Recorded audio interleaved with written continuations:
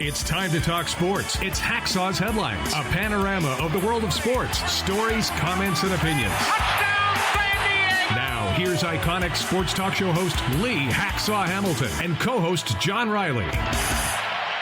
Who wants to talk sports on a Thursday? We do, you do. From the Dixie Line Lumber and Home Center studios in San Diego, heading towards a great sports weekend, we welcome you to our Thursday March Madness broadcast. Good afternoon, everyone. This is Lee Hacksaw Hamilton, along with my co-host John Riley, and we welcome you. This podcast brought to you by Dixie Line Lumber and Home Centers. Lots of locations to serve you. You got projects, they've got materials. You want ideas, they can help you. Go to dixieline.com to see all the things that they have to talk about. John Riley, first full day, March Madness, first full weekend, college basketball. Is a 16 going to take out a 1? Is a 15 going to nail a 2? And wow, have we got a great weekend of college basketball in the San Diego Regional at Viejas Arena. It's going to be a fun segment today, Talking Hoops. Talking Hoops. I mean, we were even talking about Hoops movies here. A lot going on in the world of sports. But yeah, this Siena-Duke game is pretty wild. Yeah, we're going to go a lot of different directions on this podcast, and we do sports talk the way it should be done. Put a lot of topics on the table. We express opinions on those topics on the table, and then we let you join us. There's a third chair here with Fans Forum. For everybody who's on the live stream that's never participated, urge them, tell them, direct them as to how they can join us on Fans Forum. And the people then watch us after the fact on the YouTube channel, just describe to them how they can still get us a message, even though they're not with us on the live stream. I urge you, I tell you, I'm directing you to get involved in Hacksaw's, Fans Forum segment. So just type in your comment or question in the live chat on X, on YouTube, on Facebook, and we'll get you involved in Fans Forum. And what about the people that watch us after the fact? They can still find a way to message us, correct? Yeah. They got a comment on the videos in YouTube, in Instagram, or wherever you have your video content, and we go scan in there looking for hot takes for Fans Forum. Fans Forum coming up right at the end of this Thursday podcast, going towards the great sports weekend, the first weekend of March Madness. Just a couple of other footnotes. I write about sports every day of the week. It's on my website, LeeHacksawHamilton.com. Best 15 minutes in sports, my one man's opinion column. If you like sports talk radio the way I did it, I think you'll like the way I write on my website. In addition, I want you to join Hacksaw's Insiders Group. On the homepage of my website, there's an orange box. Fill it out. Get on the email list. That guarantees you will get 2 newsletters every day from John and I into your inbox, all sports related. Think you'll like that. Give us a thumbs up. Hit the follow button. Give us a 5-star rating. It really helps with the growth of this podcast. I'm ready. I got a lot of notes here, pal. You do have a lot of notes. Where do you want to start? Well, we got to start off here with March Madness. We got a lot of big games today. Yeah, let's just talk about March Madness. Duke is number 1. Now, John and I were laughing and talking about how many times this has happened where a 1 has lost to a 16 in the first day. We think it's only happened twice. When Farley Dickinson uprooted Purdue a couple of years ago, and prior to that, when the University of Virginia was number 1 and they lost to, who? Maryland, Baltimore County. Those are the only 2. For the first half in today's Thursday opener, Duke was down by 14 to Siena. Who? Siena. Unbelievable. Now, in the second half, they've wiped out that deficit. Duke has come back to take the lead. They scared the living daylights out of them. But end of the day, it's the way you play the day you play. At the end of the day, Duke has just got great players, obviously, led by Cam Boozer and Isaiah Evans. And I got to believe Duke is going to be there on the Final Four weekend. University of Michigan, Yax Landenberg, Adai Mara, the big men, the transfers. Boy, are they really good, along with Morenz Johnson. That's a really deep, really talented Michigan team. Hell, this might be a better team than Michigan's Fab 5 team. That's possible. Arizona, firepower everywhere. Braden Barriers, Koa Pete, Jaden Bradley, 7 deep, almost all of them in doubles figures. What a program the University of Arizona has. they're to be reckoned with. Florida is the defending champion, and for some reason during most of the year have not gotten a lot of national recognition, but they bring back Alex Condon, and they bring back Thomas Haw, and they bring back Boogie Flem. That's a really good Gators team that runs the ball a lot. Houston Cougars, third-year starting guard Emmanuel Sharp is back, and he runs everything. You can just see his experience. And Kingston Fleming, what a great player he is. Houston's pretty dangerous. Is Houston deep enough, big enough, tough enough? Remains to be seen. And then there's UConn, which is there almost every year now. UConn with Dan Hurley, UConn with Caravan, UConn with Reed, UConn with Ball. They're really good. So I don't see much of a difference between 1 and 6 in the AP poll. I think any one of these guys could get there. If there's no upsets and Siena scare the hell out of Duke to start that game. Last, and of course, the play-in games. Miami of Ohio. Everybody's talking about them. Nobody's shaking their head anymore. I mean, they gunned down SMU. Miami Redhawks hit 16 threes in the play-in game in Dayton, and it was just electric. And obviously the fans turn out with all their costumes. Or in the case of the Miami Redhawk fans, their swimming team with nothing except their Speedos showed up. It was really funny to see Miami's swimming team come down to take their seats, and all they was wearing were their swim trunks. But boy, it is so electric to see the fans' response to what March Madness has become. So, John, is there much of a difference between 1 and 6 in the AP poll? Can any one of these win it? Well, I mean, yeah, I think the 6s can be competitive here, but the 1s are just so frickin' loaded, and even the 2s are good. But it just seems like, you hear a lot of talking heads saying that this is the disparity of the haves and have-nots is growing, not just Power 4 to everybody else, but there are certain programs in the Power 4 that are just completely in a different league as far as payroll goes. I concur. And I'll say something here that I don't mean to throw cold water on what we're about to experience with this year's edition of March Madness. I don't think we're ever going to see it again, what we've seen in the past. The great programs have all the money. The great programs can buy any player and recruit any player they want, and they have. The great programs have great rosters. So these games, especially involving these 6, those are going to be great games because there's great talent level. John, I don't think we're ever going to see a 16 beat a 1 again. I don't think we're ever going to see George Mason, Butler, San Diego State, Farley Dickinson get to a Final Four. I just don't think it's possible any longer, which to me is a tinge of sadness because that was one of the unique things that made March Madness so really special. Game has really, really changed. Well, I mean, we're going to see if the NCAA is going to change the rules on, NIL and everything else. And so maybe there could be balance down the road. But to me, that's what makes this tournament so exciting is when someone like a Farley Dickinson wins and you're like, where in the hell is Farley Dickinson? And you have to go look it up. Yeah, I didn't know that. It's really close to New York City. And, you learn about all these other schools. I remember as a kid, I watched this tournament. That's how I learned geography, learn about where all the colleges were. So, this year I'm picking all the 1s to advance. I know that sounds kind of like, kind of obvious, right? And so I have Arizona beating Duke in the final. Have you really thought it all the way down to your Final Four? No, but I think any of those guys could win and probably have the talent level to win on the March Madness Monday night when we play the final game. Okay, you got an opinion on the Final Four? Is there a tinge of sadness because that era that we knew, grew up watching, enjoyed, that era I think has kind of gone away, replaced by big money, big talented rosters, big-time teams? Join us. Fans Forum, you got an opinion on March Madness. Does it feel different? Does it look different? Is it better for college basketball?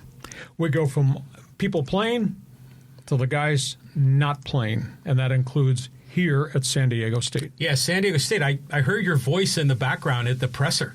I was front and center asking all the questions. I enjoyed dealing with Brian Dutcher. He had a lot of really strong things to say. These are the highlights from his season-ending press conference, and he was really quotable. Was he disappointed? Yes. Did he have strong opinions about what happened to his team? Yes. Does he know there's a challenge ahead for him from this day going forward in this offseason? Yes. These are the quotes from Brian Dutcher, who answered every hardball question I threw at him. Everyone is in the portal. Now, what does that mean? He looked at me and he said, Lee, everyone is in the portal. Okay. But the portal isn't open until April 7th. He said, everybody is getting tampered with. Yeah. Every one of my players is getting calls now from people. So, in essence, that's where his quote, everyone is in the portal. It's going to be up to him to convince the marquee players he wants to retain to stay there. End of the season, no marquee wins. That killed him. You know, they wound up, at one point, they were 4-11 against the best teams on their schedule. That's why they did not get in. He said if we had beaten Troy early, because Troy won its conference and then won its conference tournament, if we had beaten Troy, we would have gotten in. Troy today got destroyed by Nebraska. It was embarrassing. Stage was a little bit too big, but not beating Troy was the reason. He said, brutally honest evaluations are coming. I get the sense there's some attitude situations that he did not have time to deal with during the course of the season. I think there will be players exiting because they're going to be told they don't fit here. I think there's an intangible piece to this 22-11 season. And he also said, I want guys who want to come back to be here. He said, I don't want to talk about money. If they want to be here, they know who we are, what we stand for, the culture, how we get guys into NBA camps. If they want to be here, those are the guys that I want. In terms of Magoon-Gwath, I think he's yet to have his exit meeting. He wants the young man to stay. They want to grow his game and get his game complete. You know, Gwath has had 4 major injuries at San Diego State, so I think we've only seen a tip of the iceberg with him because he's just never been on the court for virtually an entire season injury-free. And this past season, he was just so waylaid by rehab and the setbacks he had. In terms of Miles Byrd, I guess Dutch is of the opinion he's gone. Now, he said he's made a lot of money. Byrd is a pro right now. He could be a pro on somebody else's college campus his final year. My heart would say, gee, I wish you'd stay one more year and complete the circle for him, come back with Gwath and all the young guys have got. But at this point, I don't know that is possible. And then he talked about the committee's view of the Mountain West Conference. And I kind of insinuated, if I read between the lines, or maybe it's my heart saying, the committee doesn't respect the Mountain West. They had 7 20-win teams who took turns beating each other up.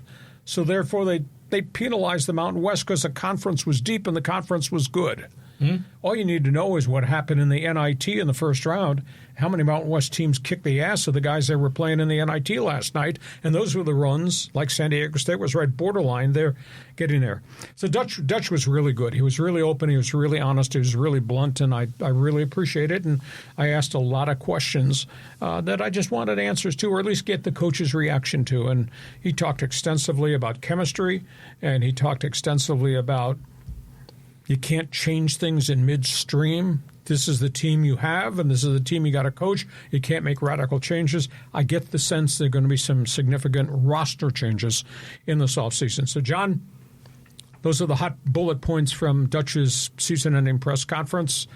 I put it in that form so the viewers and the fans will see it fairly easy and don't have to read through a 1,300-word essay. Like a transcript of the podcast? Yeah, in your newspaper. So those are the bullet points. What do you think? You know, the one thing I love about Dutcher is just his attitude in the presser. He's just so transparent, you know, and not just to the media, but to the players. And it's basically, hey, we'd love to have you if you're the kind of guy that fits our team, you know, athletically, character-wise. If you're the right guy, we'd love to have you. But if this is not your place, then we will hug you and we will wish you the best. And if you want to do what Lamont Butler or Keyshawn Johnson did and go play another year of pro ball in college, or if you want to try to put your hat in the ring for the NBA draft, we will always love you. But we're going to start looking around at some more talent here. So he's never really like being defensive or overly protective of his guys. He's just, hey, we want what's ever best for you because that's what's best for us. No coach speak. None. So if you're a recruit, you love hearing that, because you want a guy that's going to want to lift your game up and maybe take you to a different level. So everything about this is just great. I mean, but Dutcher, you did that video piece about how we're lucky to have him, and we are lucky to have him. So, as far as the other players go, yeah, who knows if there's bad attitudes? There probably are, but they're young men and they're growing up, and no one ever gets all the minutes they want, and everyone can see the numbers on who's coming and going. And so I would bet you we're going to probably, just guessing, 3 players, maybe 4 players enter the portal, something like that. I don't think it's going to be a mass exodus. I hope not, but we'll see. And in terms of the upperclassmen who exit, yes, you can go and get a payday somewhere else, and it might work out. It kind of worked out for Butler. It definitely worked out for Nick Boyd, but there's lots of players going other places, and it hasn't worked out. And you're with a coaching staff that you trust, a coaching staff with great credibility, a program and a culture that's really special. Why would you want to go somewhere else and start from square one in a new set of circumstances unless you're going for a bag of money? Yeah, but there's nothing wrong with a bag of money. I mean, that's your value in the marketplace. So you can't shame them for going for the money, but it just depends on what they see as the best path forward. I mean, have you ever not taken a job that offered you the most and you took a job for a little bit less money? See, it's not always about the money. Right? For some players will want it about the money. Other players are going to look for a place where they can grow their game, have a good full college experience. Different kids, they think different. I was in San Diego. I turned jobs and down jobs in Los Angeles, San Francisco, and St. Louis at monstrously big stations with national reputations. I turned them down to stay here. Family, loyalty. Lee Hacksaw falling on the sword for San Diego sports fans. No, we love you, Lee, and we're happy that you stayed here. But you just asked the question, have you ever? So I'm telling you yes. But that's the thing. I mean, some guys are going to go for the money, and some guys are going to go for something different. Yep. So that's where we are. You're an Aztec fan, friend, and alum. I know you're watching. I want you to respond to what we've seen. How disappointed are you in the season? I tend to think this is a one-off. If he loses players, he'll go get players because he always has, either from high school recruiting or even bounce backs in the transfer portal. It was a very interesting press conference. That's why I went there, and that's why I asked a load of questions that I felt had to be asked. And I just think at the end of the day, he's such a hell of a guy. He really is. Okay, Aztec fans forum chat box is open. Thumbs up, thumbs down, program slipping, one off. Want to hear what you've got to say. We go from that. Let's go to pro basketball because, boy, there are all kinds of stories out there. Yeah, these Lakers, man, they were red hot. This is absolutely amazing. These are the fact sheets here on the right-hand side in the orange square. Lakers are on a roll. They have now ripped off 7 wins in a row. They've won 10 of 11. The Lakers have now posted 5 wins in the last 2 weeks against teams that have 40 or more wins this season. The Lakers have now pushed themselves into the 3rd spot in the Western Conference. And who would have thought a month ago, when they were out there giving up tons of points to the likes of Sacramento and Atlanta and Washington, that the Lakers would be in this place? Luka is just on a tear. I mean, we're talking about vibrant offense. LeBron has accepted his role, at least at this point, coming off the injuries. Austin Reeves has found his shooting touch again. Hachimura is hitting threes more consistently. Jackson Hayes has become a rim protector. They met with DeAndre Ayton and said, this is what we're defining your role as. We want you to do it. So far, so good. We'll see if that continues. I think the unsung acquisition of Marcus Smart, he can shoot threes and he sticks his nose in it defensively. And at age 36, he's played pretty well. Jake LaRavia has hit a bunch of threes in key games. And Luke Kennard, who came at the trade deadline, is another three-point shooter. It's just a really, really different team. And look at the teams that they have beaten. These are all 40-plus win teams that the Lakers have pummeled in the last 2 weeks. So, John, to me, this is just absolutely amazing, the turnabout of this franchise.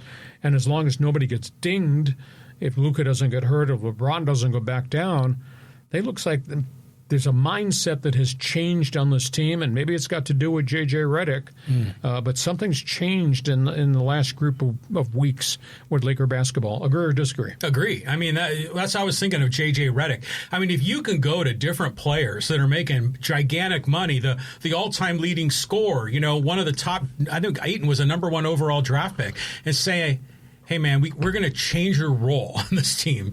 I mean, that takes a lot of cojones to have that one-on-one with those guys. So it just tells you that Redick, this is not his first year. Is it his second year?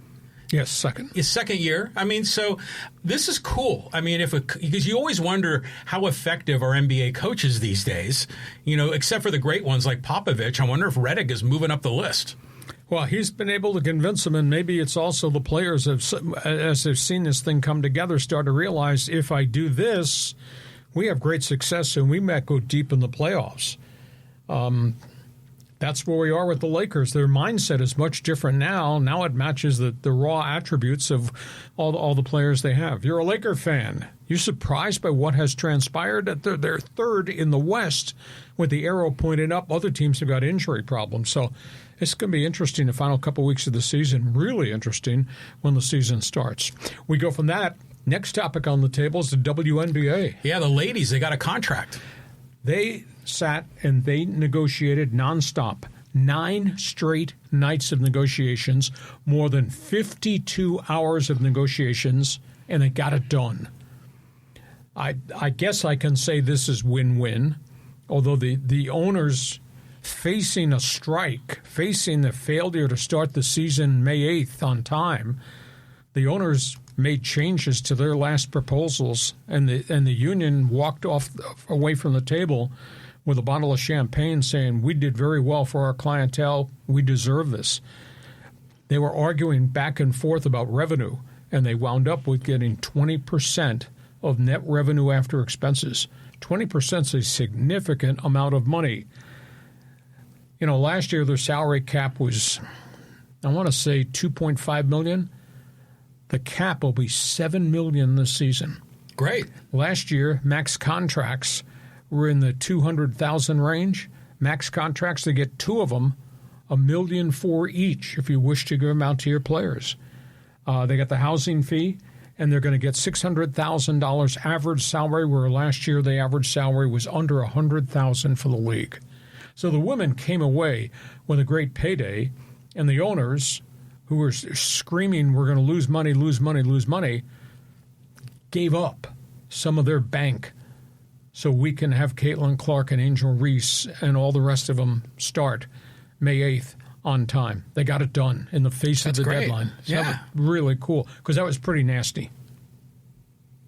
Yeah, I mean, pay her what she's worth, right? Weren't they wearing those shirts? Yes. So this is good. I mean, and the money, they're getting paid more. That's awesome. I want to ask you a question, because you said the payroll, is going to be 20% of revenue, or 20% of revenue minus expenses.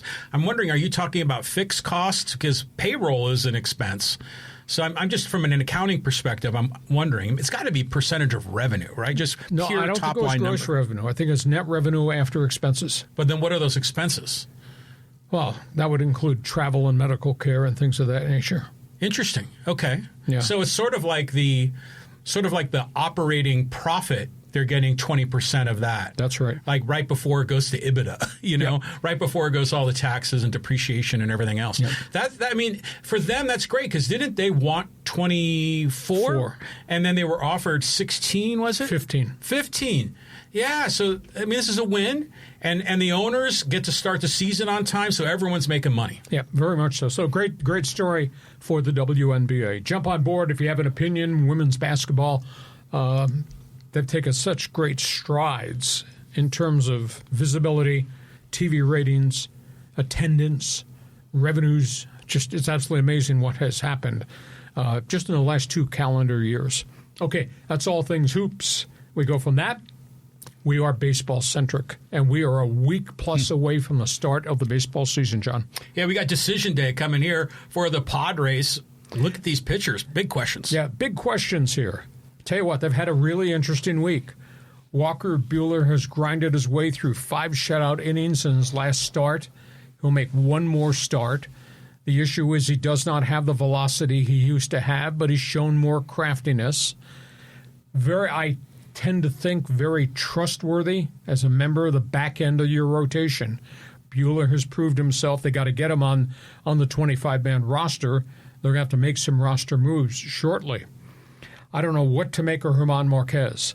He's had so many struggling outings. His last outing against Texas, 9 strikeouts in 5 innings, and his ball was moving, and he had them guessing. But it was against a Texas lineup that was a B squad. It was not against the top players. So that becomes a question. Can you trust what you just saw from Marquez, or is it better you ask him to start at El Paso and just continue to refine his craft? Jason Adam, dominant in the bullpen, just dominant in his one strong inning, 92 miles, 95 miles an hour. He was really impressive. In terms of the Padre bench, I think it's all locked in. I think what the Padres are doing and the acquisitions, I think this is a deeper bench than I've had in a long time, at least at the start of the season. Last group of years have made changes, but Castellanos has played a lot of innings at first base, so if they have to play him at first base, maybe he won't make the mistakes of being new to the position. Andujar's all over the place, but he is hitting. Bryce Johnson has had another really good spring, and although the oblique situation has really created a problem for Sung Moon Song, I think he's going to wind up starting as a bench player rather than starting the season on the disabled list. They don't want him to have another setback with the oblique, but now he started to take forceful swings at home plate. They got a week and a half to go with him. So in terms of the Padres, John, I think they've answered most of their questions. I'm going to throw you a curveball, though, because I thought about this morning. This Joe Musgrove situation, something that popped into my mind, and he's headed to the disabled list because of the setback. He's not thrown a ball since March 6th. They make a mistake. You know, he ramped up under their guidance. He did everything they wanted him to do, but he did most of it on backfields, and when he pitched against his own batters, or he pitched in a minor league game. The thing that kind of stung me, they let him go out in the Cactus League game in his first start and throw 60 pitches at max effort. Most guys who are coming off surgery, when they're actually in an exhibition game, will start out slowly, an inning, 2 innings, 3 innings. He went out and he threw 60 pitches. And that has led to discomfort and a setback now that they've had to shut him down. Did they make a mistake by letting him push it that much this early when historically everybody from the Otanis of the world, they get 1 inning, then maybe they get 2 innings, and then maybe they get 3. He threw 60 pitches trying to get to the 4th or 5th inning of a game. They mishandle that? I would suspect to say no. I mean, because I know Musgrove is a smart guy, you know, and you could tell that in his interviews, he was always trying to manage his own, let's say, emotional desire to get back in there with doing what the right thing is to do from a rehab perspective. So 60 pitches seems like a lot. I'm not that worried about it. But let me ask you this, Lee. If you had to make a decision right now, who is your top 5 in the rotation? Well, Pivetta has to be number 1. With your fingers crossed, there's no more setbacks. But they say they're going to handle his between start workouts a little bit different, so that's good. Michael King has shown for 3 innings in his last 2 starts dominance. Now, you may have to manage innings and workload with him. It may be more of a bullpen day when Michael King starts because you don't want him to have any setbacks. So maybe it's 3 innings, maybe it's 4, and that's it. You put him on a pitch count at least his first couple of starts. So that's important. Vasquez has pushed himself to the front end of the rotation. He's trustworthy right now. His velocity is just amped up. So that's 3. Now, there is no Musgrove. Buehler, is he going to be your 4th? I don't think Marquez is ready to be the 5th. Who is the 5th? J.P. Sears? but when he's pitched, he's gotten banged around. Is the fifth one maybe Kyle Hart, second year back from Korea? He's hardly given up any hits, any runs at all. Now, he's not lengthened out to be a 5-inning starter right now, but maybe they have to go to him.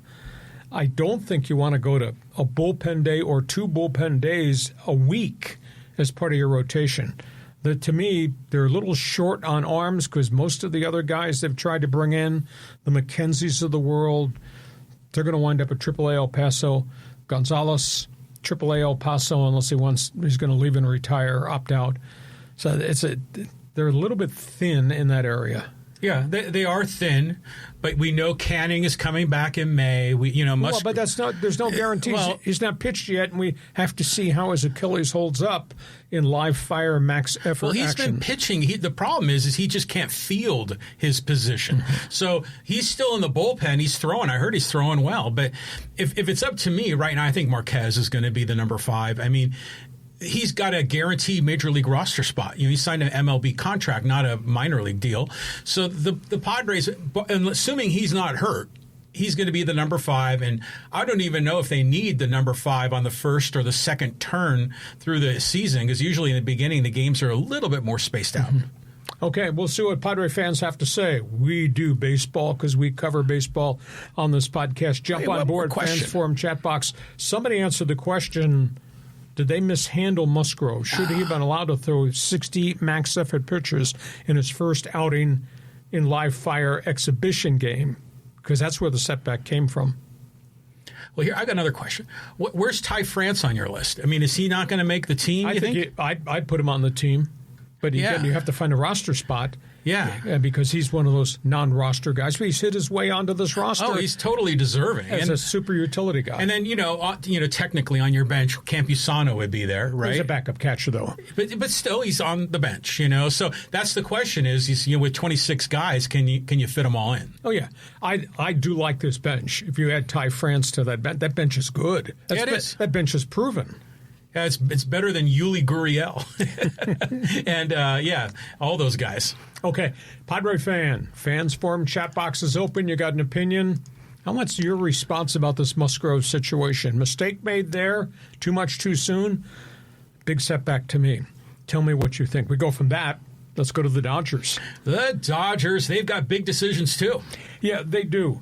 Shohei Ohtani. Holy cow. First start, Cactus League yesterday.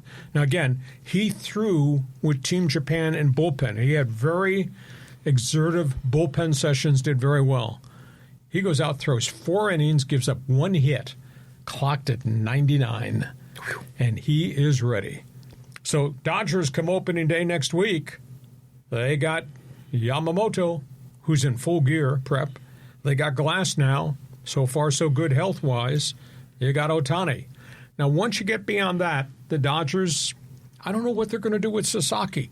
They keep saying he's in the rotation. He's got a 13.50 ERA in spring training. Oh, that's all?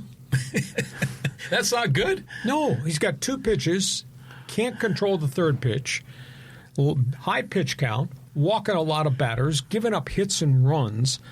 So this insistence that he's in the rotation, to me, is strange.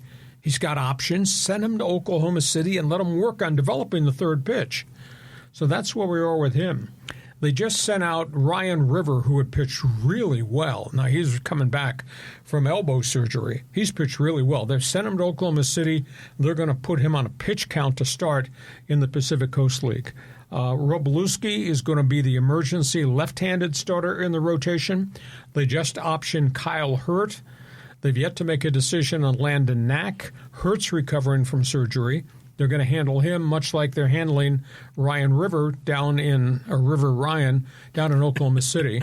And, at this point in time, the Dodgers are really deep in terms of gold standard at the top of their rotation, but they got a bunch of guys nicked up. No decision yet on Landon Knack. He's not had a good spring.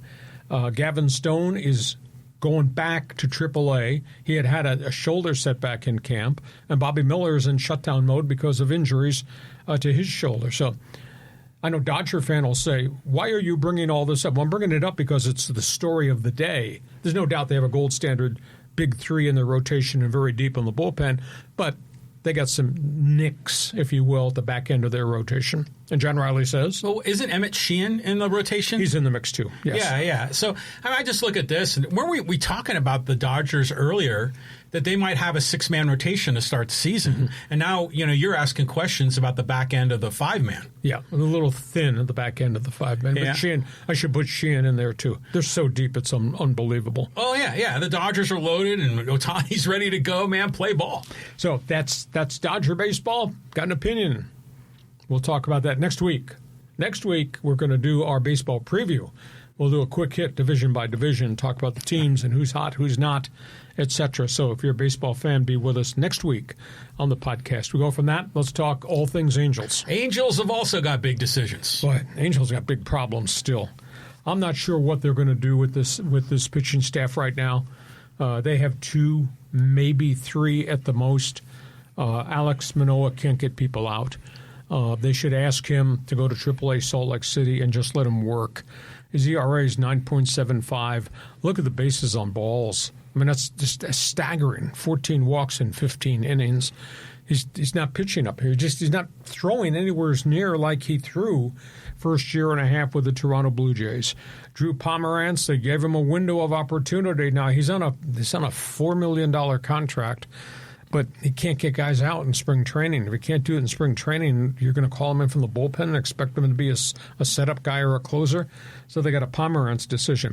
The 2 guys who've kind of come out of nowhere and have really had good springs, Jack Kuchanowicz, who had a really rugged season last year and was up and down and back and forth in the minors, got a 1.98 ERA. I plug him into my rotation probably as a number 3 or maybe the number 4 guy. And number 1 draft pick, Ryan Johnson, who they force-fed last year and he got lit, and they wound up sending him to minor leagues. His last 2 starts have been good. His last start, he had 5 innings, gave up just 1 run. So the Angels, to me, they got all types of pitching questions. They're going to keep Grayson Rodriguez in the rotation, but his ERA is in the 9s, too, so that's a big issue. So Angels, I don't think they've solved the holes on their roster, John. There's some good news and some bad news. Yeah.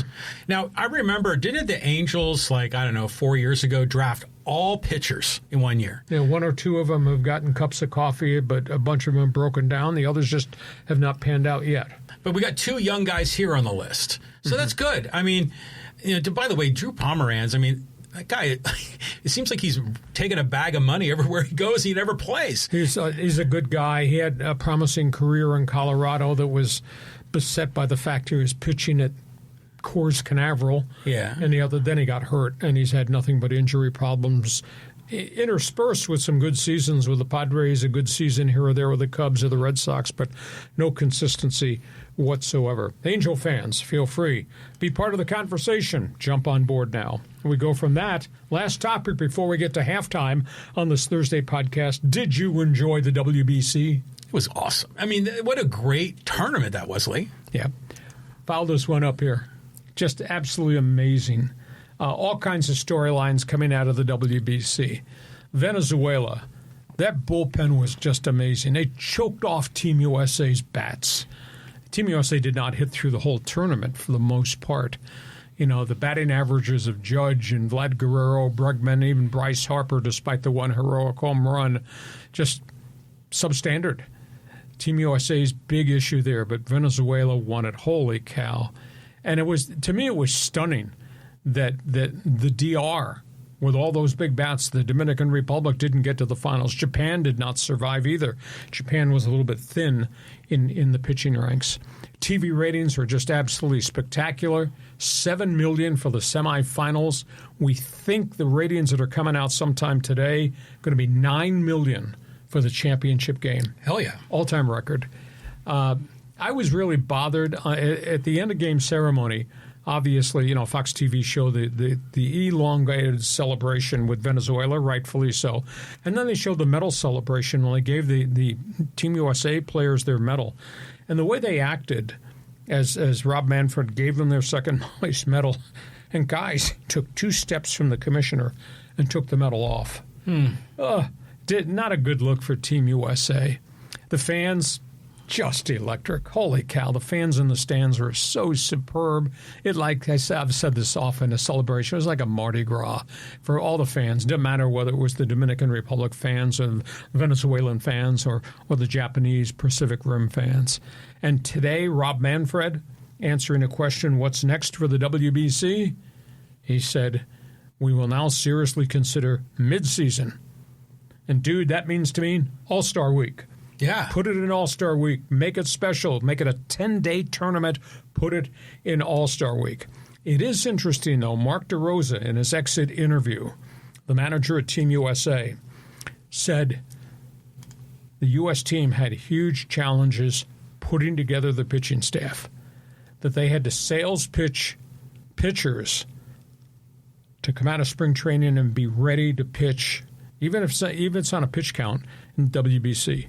Then they had to convince the general managers of the teams, trust us, we'll use our guys safely. And then they had to deal with agents who put themselves in the middle of the conversation about not wanting my guy to be at risk. You know, part of this has to do with Mason Miller, but part of this has to do with Toronto lost one of its pitchers, Jose Barrios. He's got a stress fracture of his elbow. He's out of the rotation. He could miss half the season. So Mark DeRosa says if we had this thing at the All-Star break at midseason, everybody, including pitchers, would be all in to pitch for the flag. You buy that? No, not completely, because even going into an All-Star game, you know, the managers are still monkeying around. You know, they're the Orioles coach is calling the All-Star coach and saying, don't pitch my guy because he was only on 3 days rest or whatever the thing is. But anyways, I don't want to get sidetracked by that. This was a great tournament, Lee. I mean, this was just exactly what this sport needs. I mean, it's really like the World Series.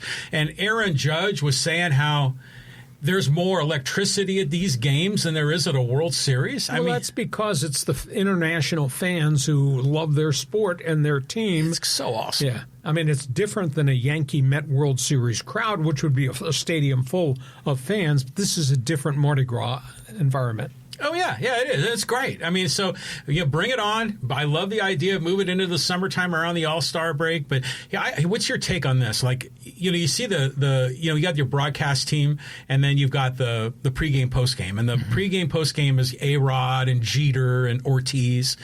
They were, like, almost hyping up this team. This Team USA has got to be the best lineup in the history of baseball. But they're getting off to a slow start. We're waiting for this lineup to explode. They're still waiting. Yeah, and you just thought, man, you're just kind of pumping the gas, right there. Just lay off a bit. I mean, there's too much pressure on these guys. Well, too much hype on these guys. But the tournament was great. But at the end of the day, if you look at Venezuela, if you look at the DR, how did they pitch around? They just brought guys in who threw heat. They were throwing one inning. That's all those relievers threw. They went through the whole roster of pitchers. Everybody got one inning and they're throwing heat, and Aaron Judge is trying to hit it to the next planet, and it didn't work. No, it didn't. And one thing I will say that I enjoyed is that there could have been a lot of opportunity for like some political discussion in the USA against Venezuela. And there really wasn't any, and the Venezuelan fans were happy and they were in America celebrating their guys. And I'm just happy that politics and sports kept separate. Yeah, at least for that 15 minutes, yeah. But it was really interesting because Fox showed TV cameras that were set up in, Maracaibo in Venezuela. And those people in the streets in the middle of the night going crazy, celebrating. And they had big screens set up. So how cool was that? Yeah, it's just like your hockey guys up in Canada watching the games outside on the big screen. Yeah, in the snow. Yeah. Okay. Hey, you got an opinion, WBC? You want to sign the memo now? We could all send it to Manfred. All-Star break, baby. That's where we want the next one. Let's talk all things World Baseball Classic. Letter grade A. It was really cool. Awesome. We get to halftime of our Thursday podcast, brought to you by Dixie Line Lumber and Home Centers. If you're a do-it-yourselfer, and there's a lot of guys out there that like to do projects in the garage, in the basement, build things for the house, make your own renovations, think about the tool area at Dixie Line Lumber. And here's Mr. Fix-It, John Riley, with some conversation about all the things they have to offer. Yeah, I'm like Tim Allen on Home Improvement. back in the day. But yeah, Dixie-Line's great, man. They're local folks. It's not some big corporate store, that you have to go to. There's a lot of the big corporate guys. This is San Diego, bread. This started by the Cowling family over 100 years ago here in San Diego, and they've grown to be really the biggest provider of lumber in San Diego County, and now they have a yard up in Dana Point. So the business is growing. There's a lot of building going on. So if you're a do-it-yourselfer, or if you're a professional and you're a builder or a contractor, Dixie-Line can help you out with lumber, building materials, power tools, electrical, plumbing. They've got all the supplies, all the building material, outdoor living, decking, doors, windows. Unbelievable. So Dixie-Line is your go-to as a homeowner, do-it-yourselfer, or a pro. You're going to open up your pool in the backyard. It's 103 degrees in San Diego today.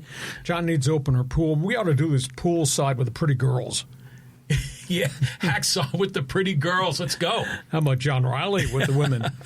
Anyhow, Dixie-Line Lumber, fix it, build it. We guarantee you will enjoy it. Thank you, Dixie-Line Lumber. Just a couple of notes when we are done with this podcast, because we put topics on the table. Tell us what you think. We want to hear from you. It's called Fans Forum, John. Again, for all the people who are new, who have never participated, where's the chat box? How do they find it?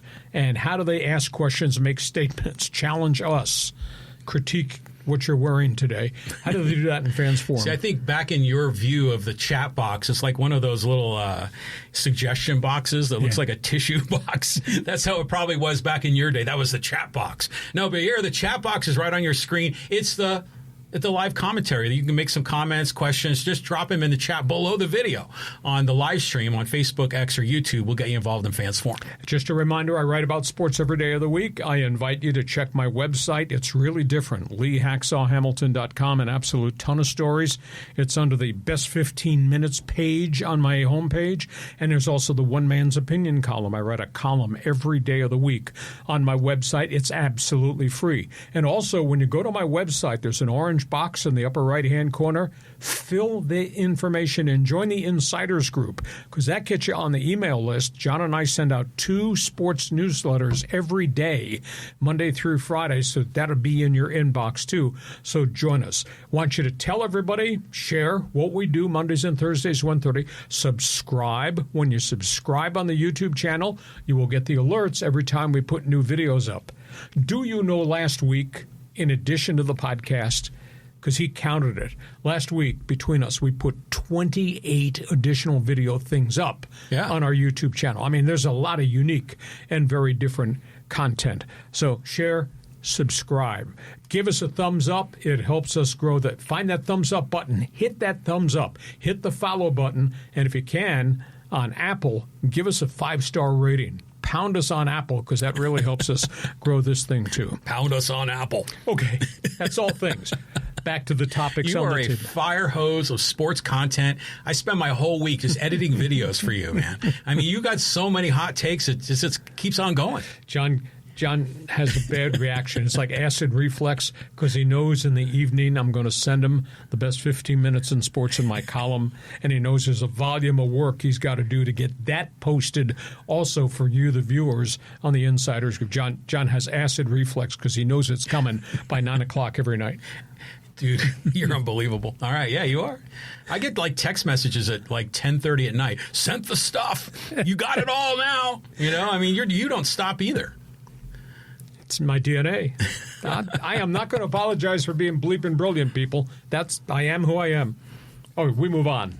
We've covered hoops, March Madness. We have covered baseball, all things NFL, and here we go. Yeah, here we go with some news here about Mad Max and some medicals. Well, I'll tell you what, this conversation about the failed trade with Max Crosby, Raiders, Baltimore Ravens, just will not go away. Mad Max just went off on the Baltimore Ravens organization in midweek this week. At the end of the day, put a lid on it, okay? At the end of the day, you're in a good situation now because the Raiders have rebuilt their roster pretty quickly with free agency. They've spent a lot of money. So Max Crosby, just concentrate on getting healthy and quit whining about what happened in Baltimore. His surgeon, Dr. Neil Alatrache, who does major surgeries for NFL players, kind of stepped forward yesterday and indicated the basis of what happened. He said that they went in and they found a significant meniscus tear in his left knee. They found a stress injury to the bone, which leads me to believe a stress reaction, potential fracture in the bone. They found cartilage deterioration, and there were signs of possible arthritis. That all comes with wear and tear, playing in the NFL, and then having meniscus damage. Now, 3 doctors the Baltimore Ravens took the MRIs to all expressed the same concerns to Eric DeCosta.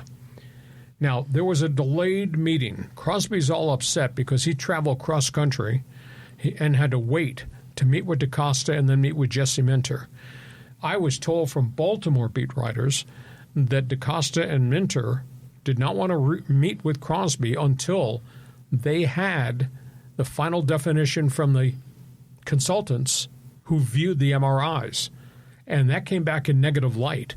At one point, those doctors said he could play this year, but who knows what's going to happen in years 2, 3, and 4 of this contract, because this thing might deteriorate. So DeCosta and Jesse Minter, the new coach, did not meet with Crosby for a group of hours. Crosby met with other executives. Crosby took a tour of the facilities. He met with players, etc. They finally called his agent and said, we're not going to accept this trade. There's too many issues in this MRI from our consultants and a doctor who is outside the circle, an independent doctor, that we're going to cancel the trade. And that's why he wound up going back to the Raiders. So at the end of the day, Max Crosby needs to get totally healthy because it was a significant surgery. Now we have an understanding there's some deterioration. Can they manage it? Can he play well and be what he has always been?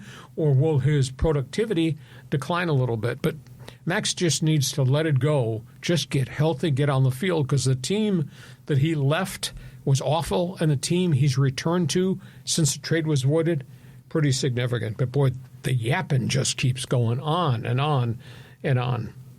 Response. Yeah, he was upset about the plane flight, about the drive from D.C. to Baltimore. You know, it's frankly, none of this surprises me. I mean, having some knee issues, I mean, given what he does for a living. But, I mean, there's an alternative theory, though, in Baltimore, is that they lost more guys in free agency than maybe they expected. And suddenly they saying, we can't trade 2 number 1 picks for Crosby. Maybe did the Ravens get cold feet at the end of the day?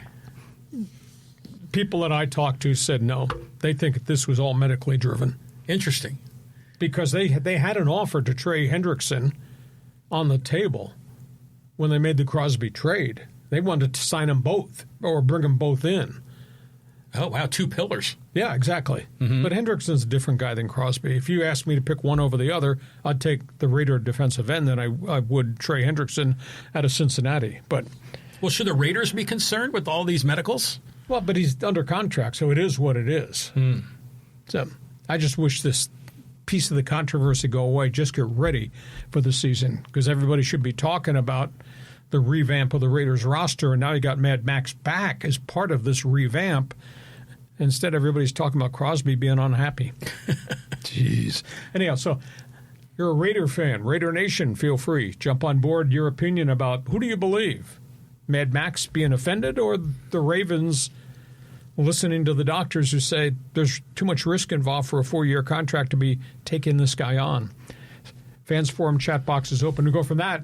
Next NFL topic on the table, because this offseason's not done. No, it's not done. We got some big moves here. Yeah, the big story is Philadelphia. Part of it's got to do, obviously, with another acquisition.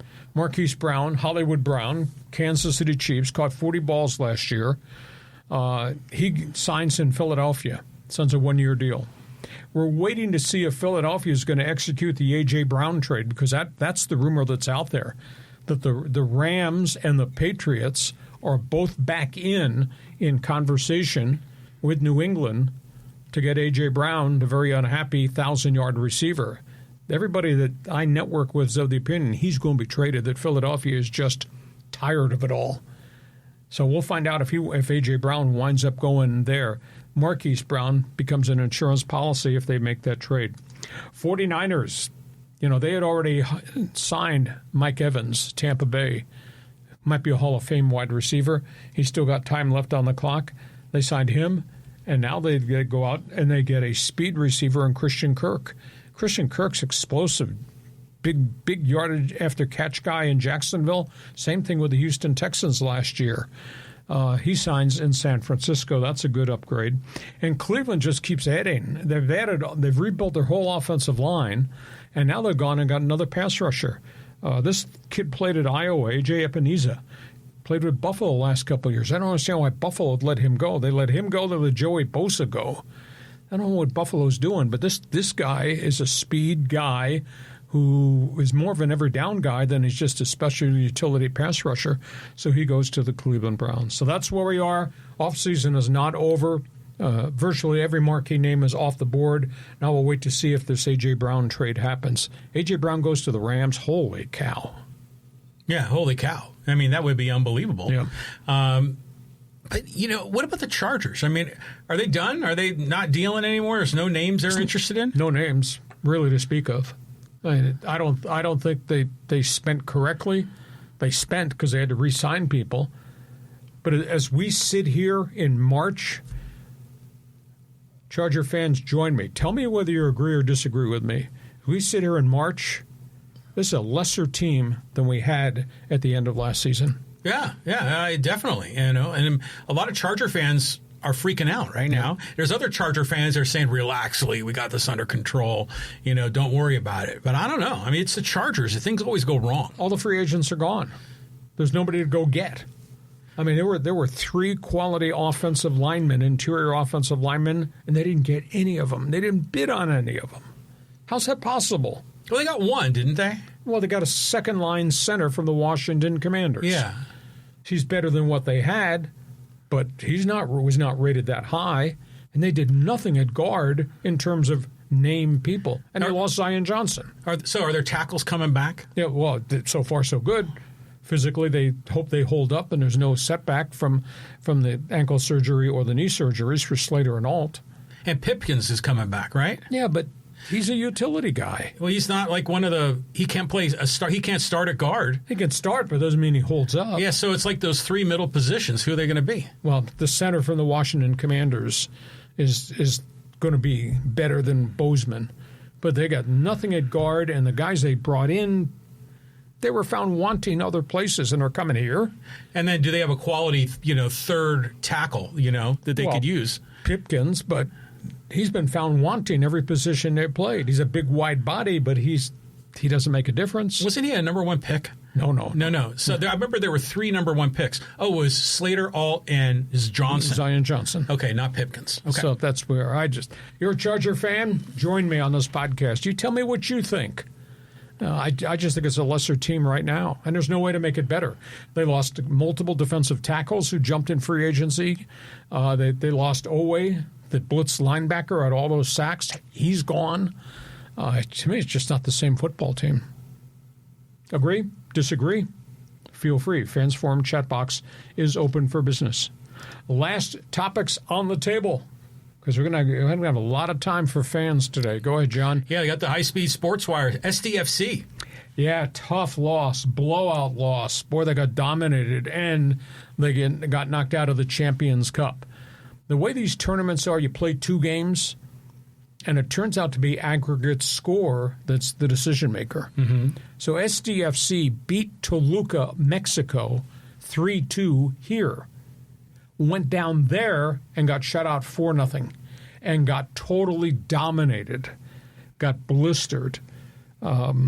They gave up goals in bunches, 43, 46, and 59th minute. The 19-year-old goaltender Duran Ferri just got bombarded. They had 20-3 shot advantage, 61% time of possession advantage, and they were playing at SDFC was playing at 8,000-foot altitude. They just died on the field. And the kid goaltender, for the first time, really got overwhelmed, wondering if he was the right guy to start down there. But he had beaten him up here. Tough break. So they're out of the Champions League.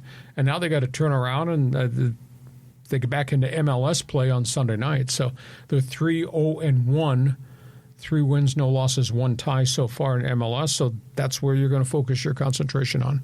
Yeah, yeah. So, anyhow, SDFC, tough loss. Interesting story involving FIFA. Iran has told FIFA, we want to play in the World Cup this summer. We do not want any of our matches in the United States. Okay, so you've got either matches in Canada or matches in Mexico. Right. Then Iran says, the U.S. president made the comment, we are welcome, but we can't guarantee your safety here. And Iran's of the opinion he's creating this potential furor. So you can invite the Proud Boys to come to the game, invite ICE to attack our players. Did you say furor? Furor. So it's really ugly. FIFA, in the early morning hours this morning, responded to Iran, we're not changing the schedule. You're going to play the matches in the stadiums we assigned you to, according to the seedings. And if you don't want to play here, you forfeit the games and you lose. So this thing is at loggerheads right now. Yeah. It's kind of messy. Just play the game. Yeah. But your president made a statement, I can't guarantee your safety. That's almost like he's inviting these people to create an incident. Just typical crap coming out of his mouth. MAGA red bait. Exactly. Formula One. It wouldn't be F1 if we did not have more controversy. Third week of the season. Now got a public feud between Team Mercedes and Red Bull. You know, the deep background for Formula One fan who watches this podcast is none of the drivers and none of the teams are happy with the new 2026 F1 car. Everybody's got problems with it. But Mercedes has dialed their cars in and they're dominant. Red Bull and Max Verstappen, which is all drama, are whining and crying and screaming and bitching. So finally, the Mercedes ownership just stood up this week and said, there's nothing wrong with this car. We've figured it out. There's no flaw in the car. Mercedes has figured it out. That's why we're at the top of the grid. What's wrong is Red Bull is flawed as a team. You guys haven't figured it out. Shut up and get back to work. No Mercedes telling Red Bull how to do their job. Kind of nasty. And, of course, all this comes on the heel of their driver, Lando Norris, 2 weeks ago, telling Max Verstappen, you don't like racing in F1? Leave F1. It's like the whole world is mounting a charge against Red Bull. Smack talk. Oh, big time. But Max Verstappen just opens his mouth and just cries and whines nonstop. Bad drama. So, John, SDFC, all things Iran, FIFA, and your president, and Formula One. You know, I got to give SDFC credit here. I mean, when they beat Toluca here, I mean, that was a big win for the franchise. This is with 2 red cards. Yeah, and with the 2 red cards and everything else. But the other part of this Champions League is great because I learned more about the Mexican League. Because I always thought it was Stadium Azteca in Mexico City, but there are multiple soccer stadiums in Mexico City where Toluca plays is a different one. All at altitude. Holy cow. Imagine playing at 8,000 feet. Well, that's what I remember. Like when Team USA would play in Stadium Azteca, it was like going to the Thunderdome. It was like going to something on like, one of those Arnold Schwarzenegger Running Man shows that it was just going to be wild. It was going to be fire and flames into the altitude. And yeah, it's hella hard. I mean, so good on SDFC they are just really showing up. Last year, this year, they're off to a good start. I'm happy for them. But they did get torched. 4-0, outshot 23. Yeah, but that's all right. It's all good. I mean, come on home, focus on, your MLS Cup. And then, I get the Iran doesn't want to play in America, but just follow the instructions of where the games are going to be. I mean, if you don't want to be in the tournament, then don't play in the tournament and bring someone else in. But I don't think you should be asking. I mean, they can ask because, maybe even, who knows, maybe the Iranian leadership is pushing the buttons to try to ask for special favors. I don't think FIFA should, acknowledge that. That's what we are. Mm-hmm. Okay. It's your turn to take over the podcast. Item 1. Fans Forum chat box is open. Item 2, this podcast is brought to you by Dixie Line Lumber and Home Centers. Lots of locations to serve you. Got projects. They've got materials. Go to the website, Dixieline.com, to see all they have to offer, including the special tool section in all the Dixieline stores for your do-it-yourselfers. John, your segment, take over. These are your people. My people. Well, I'll tell you one of my favorite people is right now is Music to My Ears, because he uses the Super Chat feature, gives us a few bucks, and we move him to the top of the list. Thank you for the contribution, because it really helps us a great deal. It does. I mean, thanks for that. So anyways, his comment is, the 2024 Forbes estimated the Padres' worth of $1.8 to $1.95 billion. Sale could be above $3.1 billion. Politicians working to keep Padres in San Diego. New owners going to price out fans? Ownership was a hobby. Now it's a luxury. Think Bills fans. Well, at the end of the day, the asking price on this sale will be an offshoot of what the asking price was on the Orioles sale, or the asking price of other franchise sales. And baseball's at an all-time high in terms of revenue and TV ratings and total attendance, so this is going to be higher. You know, it started out, many people thought $2.5 billion. Now they're saying maybe $3 billion. But this is a hot baseball market. The second piece of your question is the one that's got all the validity to it. Have they priced themselves out of this market? Well, I don't know how many more dollars you can squeeze out of John Q. Fan at Petco Park, because the prices have gone up 57% in 5 years. And fans are still coming because the product is still good and they're in a pennant race and the Dodger rivalry and all that. But I think this thing is topped out because this market has limitations as to how much money you can take out of it in terms of corporate sponsorship, as well as, you know, how much more the fan's going to be able to pay, from ticket prices to food concessions to the team store to parking. So it's, to me, that's a big concern going forward, that this is as good as it's probably going to get, I think, in terms of a local revenue stream. That's my response. Well, people in town complain about San Diego State Aztec football tickets were too high, and they lowered them, okay? But I don't really hear a lot of people complaining that much about the Padres prices. I mean, they show up, they sell out, and people are drinking and eating and having a good time. I mean, it's a lot of money. I mean, it's not like, you know, paying $5 to get upper deck seats like we did back in the day, but it's a great environment. So I mean, I look at this and I'm thinking to myself, I remember when the Clippers were sold to Steve Ballmer, and I was like blown away that he got $2 billion, because that exceeded what I think a lot of people thought the Clippers were valued at. So I think in this case, I think it's possible that they could be not around Forbes' prediction of around 1.8, but instead over 3. You know, the numbers have really changed in the last calendar year. So be it. But, you know, the other piece of the equation, how much more can you ask from the fans financially? Because it is significant. It is. I mean, it is significant, but you can ask the fan for more. You know, the fan will tell you when it's too much. They'll stop showing up. Exactly. And then that's that's what happened with the Aztec football. So you just got to, they're playing that, you know, it's like an economics game. Yeah. The Aztecs are different, though. And I'll never understand why San Diego State did not reach out and put its arms around all those Charger fans who were let go when Spanos moved the franchise, and all those people were out here, and they never marketed towards them. No, they did. They said one city, one team. That doesn't mean anything. No, but that's what they were trying to sell it on. Yep. And then everything went to hell when COVID broke, and they were playing up in Carson and waiting on the new stadium. Didn't pan out either. And so they just lost all this momentum, and now the NIL is blowing everything up. I don't know. I think San Diego State has made good choices and just have had, out of their control, unfortunate timing. Well, they've made good choices in basketball. They've not made good choices in football in terms of the operation of the stadium, the pricing of the stadium, etc. Okay, we'll see where it goes from here. That's good input. Thank you for joining us. Okay, let's go here to Peck. Hey, Lee and John, the WBC had us hooked with the World Series and WPC. We had some exciting baseball. Let's hope MLB will be the same. They came across something and created something that's really special. And the same thing is happening simultaneously in the National Hockey League, and obviously with the NBA hasn't quite gotten there yet.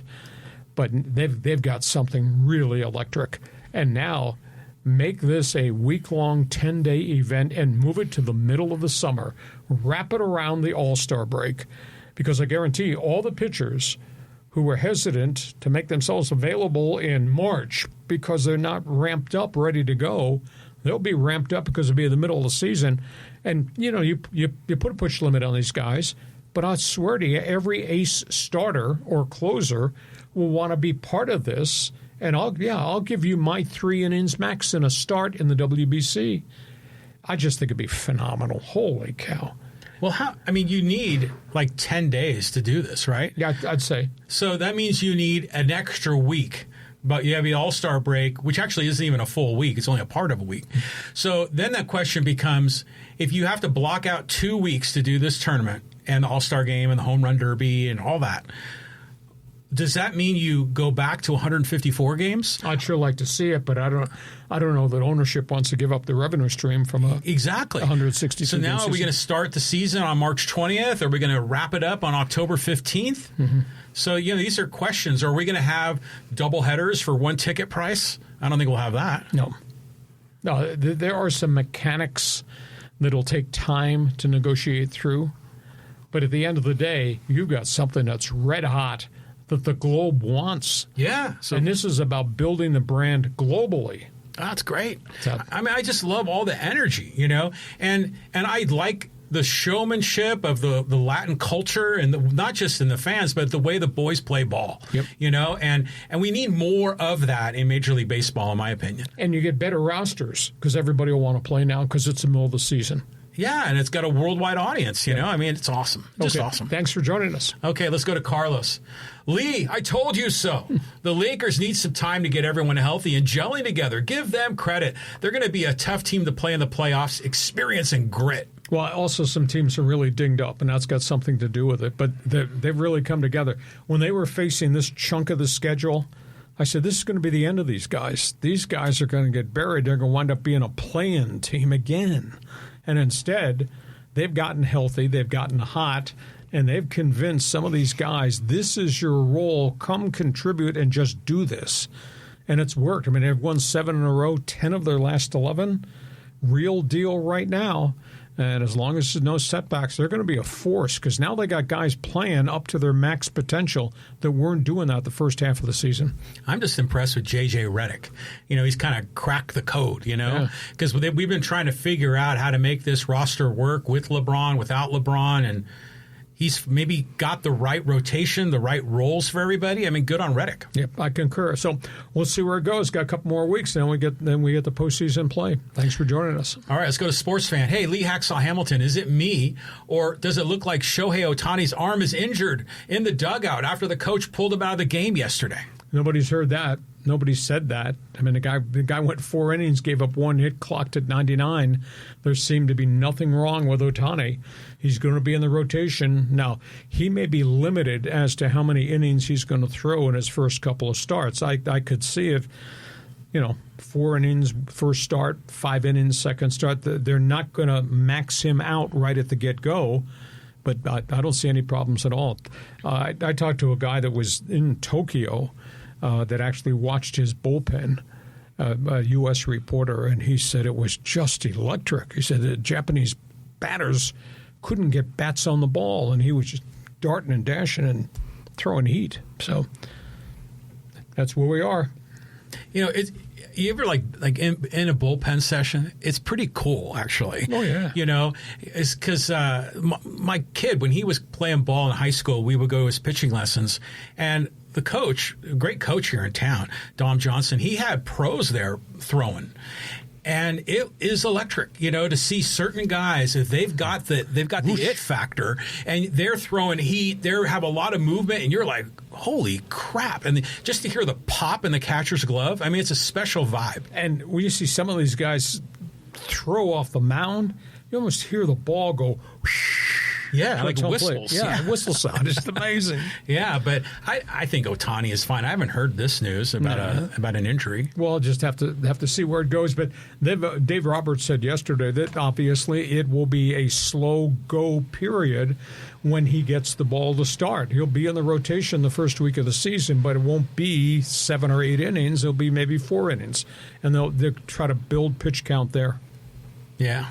And we still don't really know when Blake Snell's coming back, right? No, he hasn't. He has not thrown batting practice yet. So I think we're talking May 15th or June 1st. Yeah. He's getting notes from Kawhi Leonard. Okay, let's go here to the next one to Casey. Good afternoon, guys. Hacksaw John. I have Florida, UConn, Purdue, and Michigan in my Final Four, and have Florida beating Michigan in the championship game. What do you guys think? Listen, I'll just give your phone number to friends in Tucson that I have, and they'll respond. You don't have Arizona? You kidding me? Arizona's pretty doggone good, too. So I think any of those top six, any of those top five, you don't have Houston in there either. I mean, there's some pretty good teams. I just tend to think, though, that Michigan's so deep and Arizona's so deep that they're a little bit different than the rest of those teams.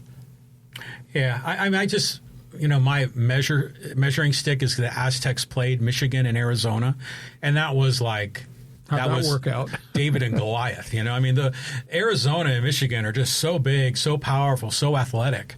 I mean, for me, I had, I have Arizona over Duke in the final, but hell, Duke. I mean, it was crazy today. So, I mean, and also, by the way, you made a comment when we were talking about the March Madness in the earlier segment, and you were saying Florida won last year, and we kind of forget about it. And I was thinking the same thing. My wife asked me, she goes, who won the tournament last year? I was like, it was the Gators, but I didn't remember. They have six losses, I think, this season. It's been kind of a strange season. Yeah.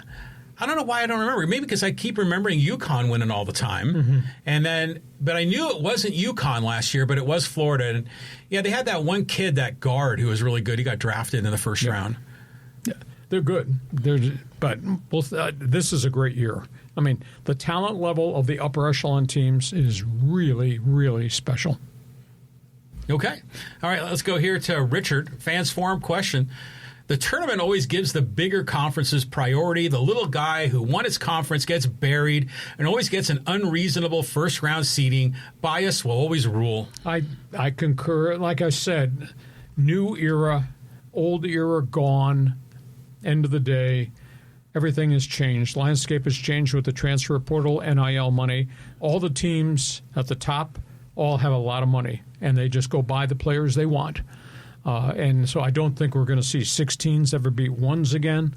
I don't think we'll see the little guy. I don't think we'll ever see Farley Dickinson or George Mason or VCU or San Diego State. I just don't see him back in the Final Four if these rules continue to operate the way they're going to operate. Not to say we won't see great games, because these are really great teams. But the little guy, I don't think has much of a chance of being able to hold up and compete now. It was interesting in Dutcher's presser yesterday where he talked, was it yesterday or the day before yesterday? Day before. And he talked about how there really are only 4 at-large spots for mid-majors, right? Because after you give out all the conference winners and all of your big boys get all their invites, it only leaves 4. So he said last year there were 3 Mountain West and one other team. And this year, the Atlantic 10's got 3 this year. Oh, no, the West Coast Conference does. Okay. Yeah, because it's Gonzaga, St. Mary's, and Santa Clara. Mm-hmm. So when you put it like that, where you've got all the mid-majors that are basically, if you don't win the conference, you've got all of them battling for 4 spots. So the whole thing is just getting more and more rigged. That's why I think they open up the tournament, make it 72 games, 96 games, and then you get everybody in. Okay, and you just play the games, man. I mean, that's what we love this tournament. Why not? Okay. I mean, otherwise you're going to have this kind of bias, or do you think there's still going to be bias and they'll be putting in like 12th place teams out of the Big Ten? We're going to start getting 500 teams in. Oh yeah, but they should open it up more. Yeah. I watched Miami of Ohio outgun SMU, and here's a SMU, big conference. They're an 11th place team in the ACC. Yeah, they took the place of a mid-major who might have done better. Right. I mean, the Aztecs could have beat SMU. How about New Mexico scored 107 points in the first game in the NIT? Yeah, hell, good for them. So that's a good team. Exactly, but they're not playing in March Madness, are they? No, because this is what Richard's saying. It's right. It's big boy, little boy. Yeah, it's changed. Like I said, I don't think we're going to ever see it again the way it used to be, which gave us kind of unique storylines and excitement there. Thank you for the input. Okay, here's some more comments. This is from Don. Siena was leading Duke. I saw that Duke, by the way, won it in the end. High Point won. Who knows? Anything's possible. It's the way you play the day you play. But in the overall big picture, these guys have way too much talent for the Sienas and the High Points of the world. Now, has High Point always been a Division I program? No, it elevated itself and moved up. They're in North Carolina. Yeah, because I remember I was talking to my buddy, and we were talking about High Point, and we're like, what the hell is High Point? Is it even a Division I program? And we were like, where is it? And I said, you know what? Isn't High Point like a city where they do all the furniture in North Carolina, where they make that furniture? So I guess North Carolina, and I was right, I mean, so I've learned a little bit more about geography and about schools thanks to the tournament. You shouldn't have cut class. I kept telling you that, dummy. Okay, let's go to Callan. Hey, afternoon, gents. Saw what a letdown for SDFC last night. Toluca is a hell of a club. We move on to Sunday against Real Salt Lake. Also, any thoughts on the 2027 MLS schedule changes? Well, they're doing, I think they're calling it the sprint schedule, which will be, they're changing the schedule to match what the way the schedules fall in Europe, so that MLS teams will have access to be able to have transfer portal acquisitions. That's what it's behind all this. So they're going with the sprint schedule. It doesn't matter to me if you play the bulk of the schedule at one time of the calendar, then you take a 2-month break and you play the rest of the schedule. So it'll work out. The fact that they're going to give MLS teams a window in which they can actually go get guys in the transfer portal from European teams, and the schedules link up. So that'll be intriguing to see how it works. So the next year, MLS, it's going to be very, very different. So it's fine. Yeah, I like that they're trying new things here with the schedule. And yeah, SDFC, I mean, yeah, it was a little bit of a rough loss, but that's a tough place to win. Yeah. You like to see them. They've already advanced one level. I mean, it's nothing but upside with this team. Yeah. Speaking of soccer, here's the coolest story to keep an eye on abroad. We've talked about Wrexham, which was the small soccer club in Wales. Ryan Reynolds, right? Yes, Ryan Reynolds, the Hollywood actor, owns it. They've been promoted 3 years in a row at different levels in England. And they right now are in the Championship League, which is the second tier down. And they're going to be in the playoff. They're finishing if they're 4th, 5th, or 6th in the standings. The top 6 in the Championship League go to a tournament and play. And the survivors, the top 3 that survive that tournament, get elevated. Nobody in the history of English soccer has ever been promoted 4 years in a row, and Wrexham from Wales is knocking out that door. They've been promoted 3 times already from lower divisions to now to the Championship League, and the next step, if they survive this tournament, next stop, they go to the EPL. Can you believe that? You got to make a movie about that, and you already got a Hollywood star that's the owner of the team. That's a great story. Yeah. So anyhow, that's something to pay attention to on the out-of-town scoreboard. Okay, let's go here to Michael, and he goes, hey, how many people called out sick to watch March Madness? Unbelievable. Man, it's such an event, especially the first 4 days. We haven't talked about what's going to happen at Viejas Arena here. Friday is unbelievable. You got St. John's here, and Arizona's here. Who else is here? Utah State. Utah State's here. There's 4. Kansas? Kansas, yeah. Yeah. You got 4 really good teams at Viejas Arena. All be playing tomorrow in their first round of the San Diego Regional. So that's going to be really good basketball too. I remember there was a time when they would play on the court and it was branded for the home team, and then they stopped doing it. Now it's all NCAA it's all branded. Corporate advertising. Yeah, and so I always like to see like the host team name or the city like on the court itself. Mm-hmm. We don't really get that anymore. No, it's the NCAA hardwood. Yeah, and by the way, I have a buddy of mine that to this day he always takes today and tomorrow off of work. For him, this is a vacation day. Basketball flu. Yeah, exactly. Okay, and a little bit easier with people working from home, too. Okay, let's go to retro. Lakers went from danger of falling to the play-in to a comfortable spot in the playoffs. Don't blow this, Bron. So far, so good. J.J. Redick sales pitch LeBron, I have a different set of responsibilities I want you to take once you get healthy. And then he met with DeAndre Ayton and said, this is what I want you to do. So far, so good. We'll just see if it continues. But they've won 7 in a row, 10 of the last 11. They're beating all these upper echelon teams right now. So, not being part of the play-in is going to be helpful. Staying healthy is equally going to be helpful. So, and Luka is just having an unbelievable statistical season in terms of shooting. And there's no argument now who the offense runs through and what he does, but he's become such an explosive player. He's making everybody else around him dangerous, too, because he's getting the ball to him, too. He's not a ball hog. You watch how he whistles passes now once he makes penetration. It's amazing. Right on. I mean, this is good that they've kind of figured out. We think. So how many weeks left in the season? Like 3 or 4, Two right? or three. 2 to 3. Yeah. Okay, playoffs coming, man. That's when there's real NBA basketball. Yes. Okay, let's keep on trucking. More basketball talk from Bat Fan. Hey, does the WNBA draft international players? The NBA has benefited greatly from the international talent pool. That's a really good question. I don't know if they draft them or if they view them as free agents. I mean, they come, they play. There's not been as many. Maybe women's basketball in Europe is not as dominant as it is here, but they have a lot of business to get done because they have to do the college draft, and that's going to be followed immediately by a small window of free agency. It's like 80% of the players are free agents in the WNBA. So next week there's going to be a lot of player movement, and obviously camps will be opening, and they start the season on May 8th. So they get this thing done. Their backs are kind of the wall in terms of the business of basketball that they got to accomplish as they try to put these teams together. And they have to hold an expansion draft, too, because they're stocking I think there's a team in Portland and a team in Toronto. So a lot of stuff going to be in the news about the WNBA.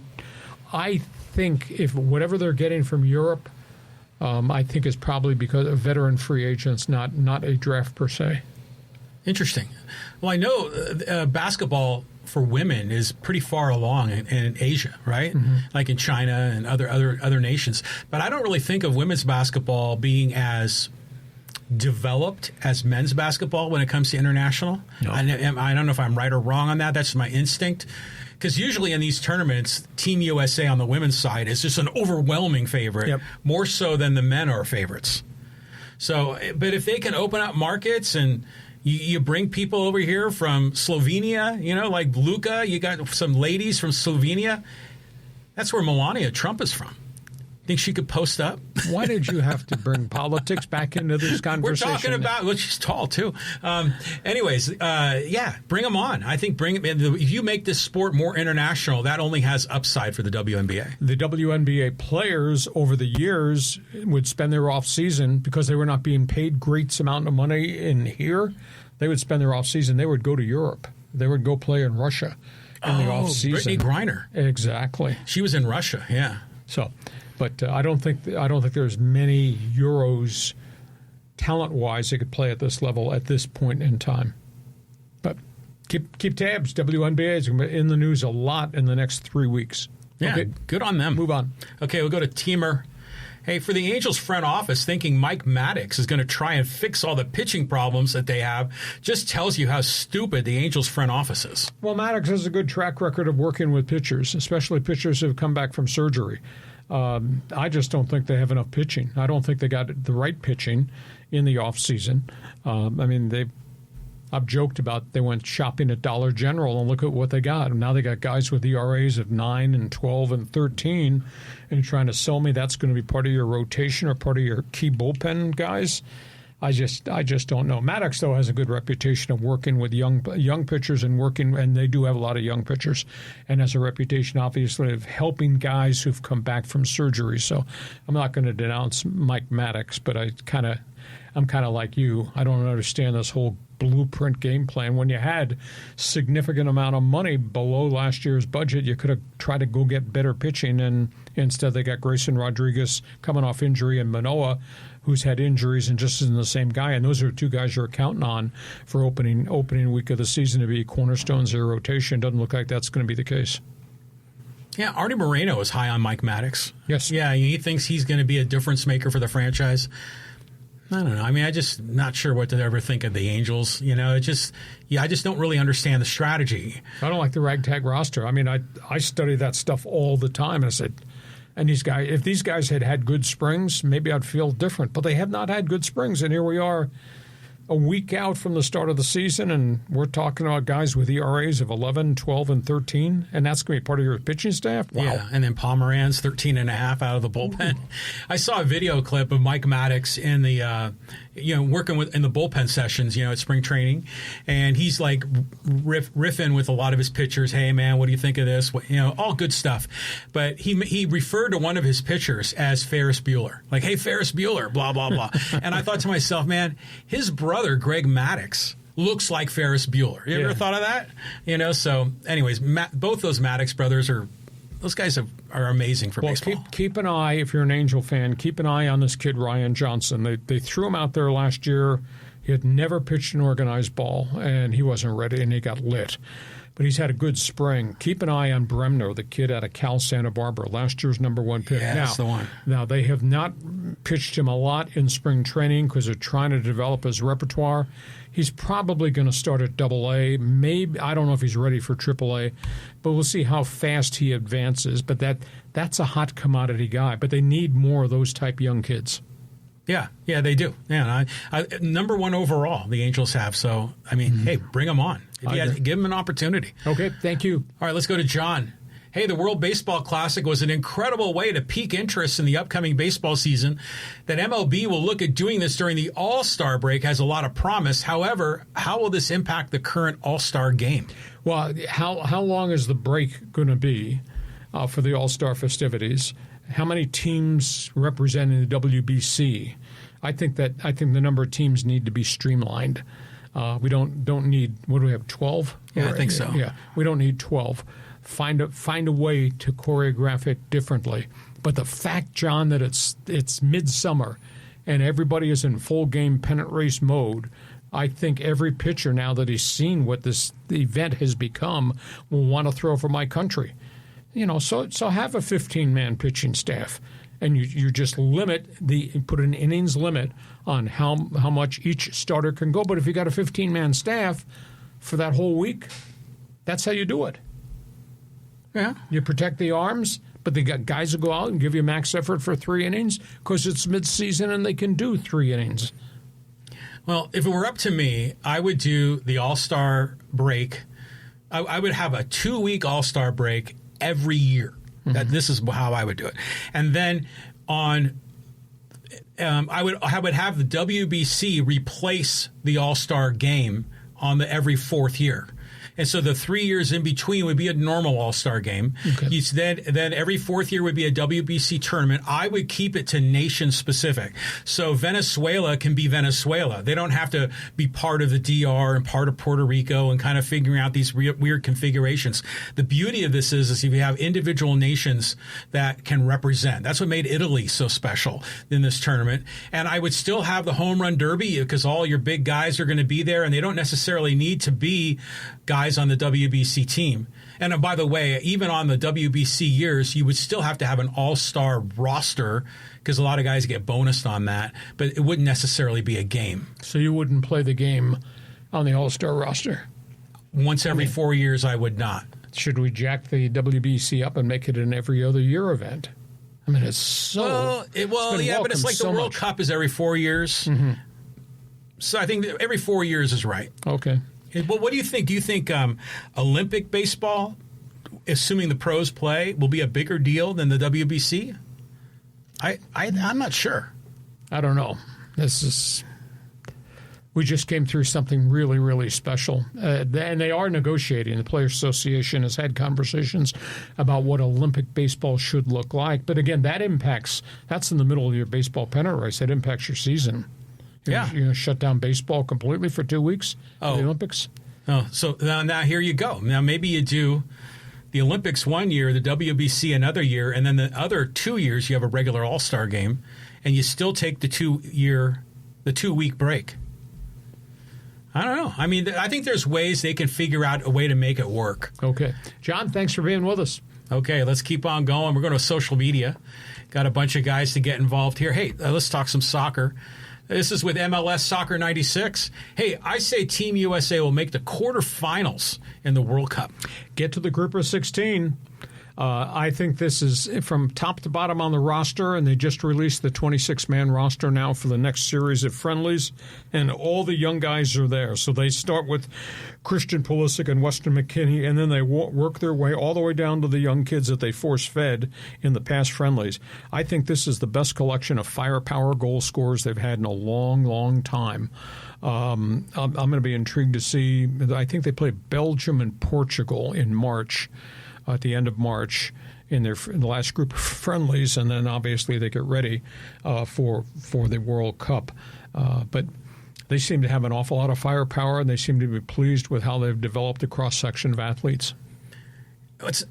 We have a lot of optimism right now. Mm-hmm. Where roll the clock back, 9 months ago or so, we had a lot of pessimism. Well, we didn't know, and then all the veteran players of yesteryear kind of ripped Mauricio Pochettino about what are you doing, why you're doing it this way, and then all of a sudden, 2 weeks ago, they did a U-turn in the middle of the road, and the Landon Donovans of the world are actually praising the blueprint that Pochettino adopted to how he went through to find more young players. But to me, they got a lot of goal scoring, and they've not had that in years gone by.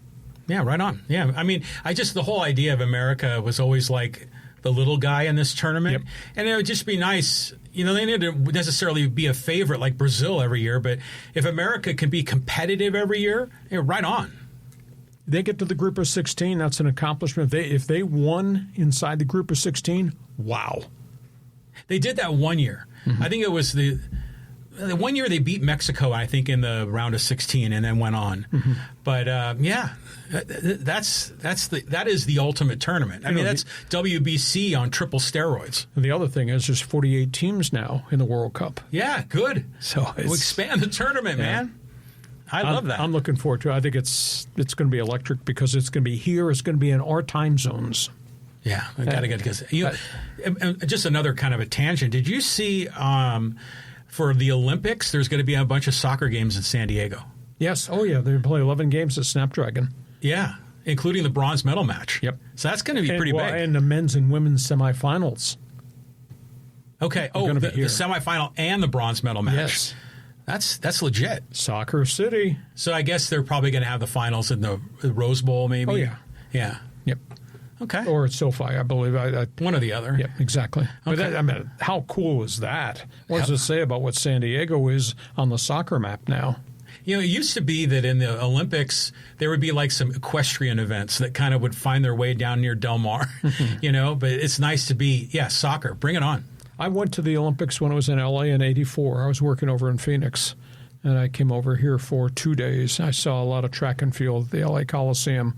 It was really cool. It's just a once-in-a-lifetime event. Yeah, bucket list opportunity. Yeah, good deal. Okay, let's keep on going. We'll talk Angel baseball. This is with Dave Wright. Whoever said that Grayson Rodriguez and Alek Manoah were expected to be nails? At best, they were huge question marks due to both injury and ineffectiveness. You're being dramatic, Hacksaw. I don't think I ever said nails. Yes, you did. When? In one of your commentary videos.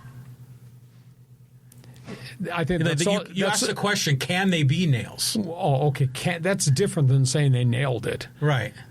Can they be what they were? Grayson Rodriguez's first year and a half was really good, and then he got hurt and hasn't been the same since. Manoah had one good year in Toronto and then got hurt, and he can't throw strikes. So, and they got him because of cost factor. They didn't cost very much. They got him for virtually nothing. I mean, granted the Angels traded away Taylor Ward, that hit 38 home runs, but he only hit 220. He's not done anything in Baltimore since he got there. So they took a flyer, and they've taken a lot of flyers. I think that's the biggest beef, is you had all this money coming off your salary that was available to go back into the marketplace to get guys, and instead you bought on the come with the hope that, hey, maybe we hit a jackpot on Grayson Rodriguez. Well, he's not back. And Manoah seems so far away from the pitcher he first was in Toronto, and you were almost guaranteeing the fans that these guys are going to be starters 3 and 4 in the rotation, And if they could be what they were going to be good. Well, neither one of them is what they were. Now you got a problem. Yeah. I mean, is Reed Detmer still on the team? Yes.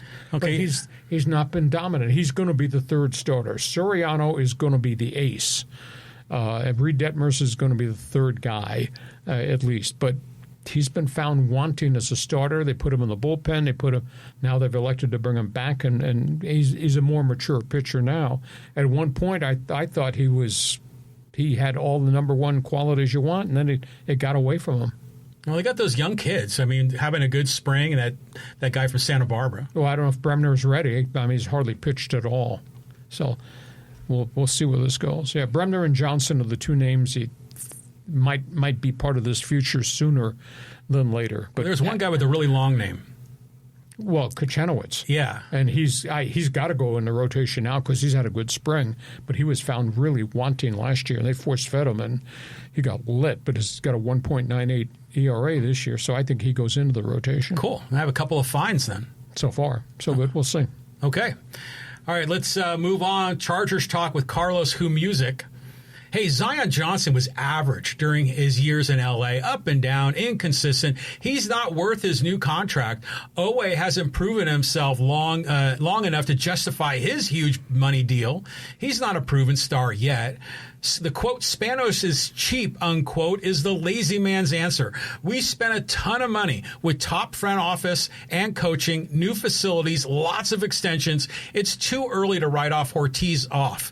Check back with us in September, Hacksaw. I'm not giving up the ghost on Ortiz because his draft classes have been really good.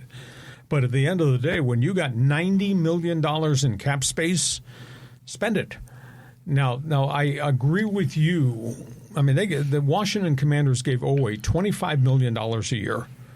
I'd have a tough time signing off on that type of contract. He gave the Chargers a half of a really great season.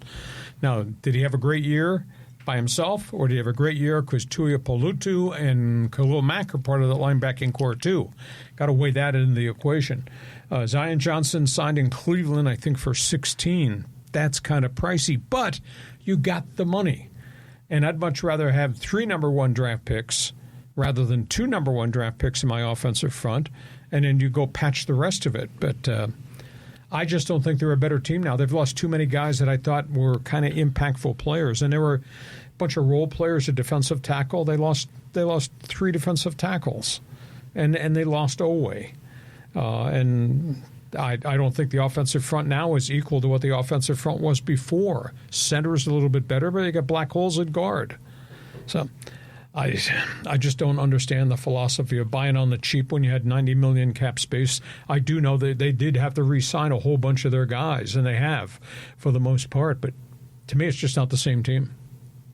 I always wonder if Dean Spanos really wants to win. You know, I mean, he wants to make money. He's selling out the games, right? I mean, the fans show up. A lot of visiting fans show up for the Chargers. But I wonder if he just wants to have a productive business asset, or does he want to be a winner? I mean, Kroenke clearly wants to be a champion because he's done it in so many different sports. But Spanos has never. Is he cheap, or does he just want to be kind of middle? You know, does he really want to win? I don't know if he knows how to win, but they won. They won, and then they got rid of all the people that helped them win. I mean, they won with Beathard and Ross, and they fired them. That's what I'm saying. And they won with AJ and Schottenheimer, and they fired both those guys. Exactly. I mean, who fires a coach that goes 14-2? You know, I mean, it was the number 1 seed in the playoffs. There's just so many weird decisions this franchise makes. Yeah. I don't get it. And in the big history of things, I think they've owned the franchise now 38 years or 39 years. They've had 18 winning seasons in 39 years. So there's not a lot of consistency there, is there? No. You know, it's just they had their ticket guarantee in San Diego. You know, they're up at SoFi, and all the visiting fans show up. No problem. Your money is green as the next guy. Yeah. Yeah, it just seems weak, you know. And even like LA sports fans, they like to mock the Chargers. They just don't take them seriously. Yeah. Well, they're on the clock. I mean, Justin Herbert's had 5 injuries. I think he's a hell of a competitor, and they've not been able to put the right people around him. the ghastly number that I dug up. He's been sacked 105 times in the last 2 years. He's one hit away from something really bad happening. He's tough. He's played through all these injuries. He's a tough guy. One of these times, he's not going to get up. He got plastered so bad in that final playoff game. I couldn't believe he didn't suffer some type of catastrophic injury. He took such a pounding. And they haven't fixed the offensive front. Sorry. No. Yeah, I mean, they could have signed a lot of guys, and they just didn't. Yep. So I guess they're hoping for a big draft. Well, Ortiz has had 2 good drafts in a row, so I'm sure we'll see. But they're drafting down the board. They're drafting 22 and 49, I think, early on. Okay, thank you. Okay, let's go here. Dodger talk with Bent Wookie.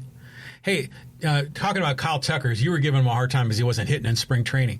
Tucker had 1 hit in his previous spring training with the Cubs. Nothing to worry or overreact to. No, Hacksaw. The mystery guy isn't Landon Knack. It's River Ryan and how he bounces back from Tommy John as a starter. Early results are promising. Well, Ryan, I thought he had a really good spring. But this morning they just sent him back to Oklahoma City. They're good. And that's just to monitor pitch counts and just work on his repertoire. He's had no setbacks, but they're just not – they don't think that he's ready to be a starter every 5th day at this point in his career. So he's back. Knack is just not pitched back to where he was 2 years ago. He's still on the roster. We'll see if he survives. When they cut to 26, whether they keep him as a super utility part-time starter or long reliever, whatever. But they're deep. I mean, their big 3 is really, really good right now, and we'll see what the time window obviously is on Blake Snell. Yeah, Tucker's going to be fine. He'll be all right. Well, he's surrounded by really good players. Yeah. I think the unique thing is in Chicago, I don't know if they misplayed him in terms of his role. Like they felt like he had to be the flag carrier. He had to be the leader, and that's not his persona at all. He wants to just be a guy on the roster who has good baseball seasons, and so now he's surrounded by the guys who draw all the spotlight, obviously, and Freddie Freeman and Mookie. Well, I remember when he was on the Astros, and they had Bregman and Altuve and the guys that everyone kind of knows, and all of a sudden this Kyle Tucker guy sort of rise through the ranks, and suddenly he was playing right field, and he's right in the heart of the batting order, and you're like, who's this guy? Yep. So to your point, he was a complimentary power guy, a complimentary great athlete with Houston. Player. Good player. But he didn't want the burden of being the flag carrier. Yeah, exactly. So, this will probably all work out for the Dodgers. Don't worry about it. We'll be talking about it. Okay. Comments about Laker and Luka. And this is from Ball7906. Hey, Lee, stop reporting on LA teams until you watch LA teams' games or follow LA media. LA is not San Diego. The Lakers have stated, and it is patently obvious, this is Luka's team. Management has stated since last summer they will build a team around Luka. LeBron is 41, and his contract expires at the end of the year. No argument there. They just have to make sure everybody else is in a supporting cast, because Luka, when he's had to do it by himself, he'll have nights where he goes 3 for 18. You say, what? How's that possible? But right now, they're hot. Right now, they're playing really well together. And by the way, I do follow Laker teams, and I talk to people up there all the time, and I watch a lot, and I do know basketball. Right now, they're hitting on all cylinders, and we have not seen this type of consistency in a group of years. So we'll see if this can continue, and obviously who's healthy and who's not healthy. Denver is a shell of itself right now. They got so many guys dinged up, and OKC now has SGA back, but there's been some injury factors there. And, San Antonio, Wemby has been in and out of the lineup, but if he's totally healthy, that's a pretty dangerous team with him and Stephon Castle, et cetera. So Western Conference playoffs, they're going to be fun to watch. But right now, Lakers are hitting on all cylinders, and we haven't seen that in a long period of time. Just the more San Diego-LA rivalry here. I mean, that's what that is. I just we're talking Southern California. Yeah, but it's also, Laker fans are very loyal to their team. That's okay. And so when you kind of criticize them or, quote, tell it like it is, sometimes Laker fan doesn't want to hear it. Don't be offended. But we've been talking about this. Is it LeBron's team? Is it Luka's team? Can they kiss and get along. But it looks like, hey, Reddick's kind of figured out the secret sauce. So far, we'll see. We'll start playing real people again when you get postseason and you get in these best-of-5 series. Then maybe it's a little bit different. Okay. Good deal. Okay, let's go here, talk the NFL draft with Scorpio Francis. Hey, there are quarterbacks that dominate the college, become high drafts, and become busts. There are third-rounders and beyond that dominate in the NFL. I don't think I'm ever drafting a quarterback inside the top 15. It seems too risky when you lock yourself into him and fork out $100 million just because he was a first-rounder. I think needing to find your, quote, franchise quarterback, unquote, is getting a lot of teams in trouble. Raiders should trade out of number 1. Historically, that has been a problem, and prior to the last CBA, the cost of number 1 quarterbacks was just outrageous. And then they put the slot system in, which has made it more cost effective. But if you make a mistake on a number 1, your prime example is the New York Jets. When you make as many mistakes as they've made on number 1 quarterbacks over the last 10 years, it just kills your franchise because that's where the money's going to, and that's the trigger man supposed to make your team. So you obviously have every opportunity to scout them. You have all the video on them. You meet with them. You've seen their pro day. You talk to their coaches. You should have a better handle as to whether he's a student to the game or whether his name is Ryan Leaf. And that historically, and him and Jamarcus Russell may be historically the 2 worst quarterbacks in the history of the National Football League. But you just can't make a mistake. But there is no perfect solution. Some guys take time. Look how long it's taken Sam Darnold. 5 years, 5 clubs. Has become a pretty good quarterback. There's not a lot of Peyton Mannings walking down this hallway that are instant guys. There are a lot of Elways. I mean, that's a long time ago.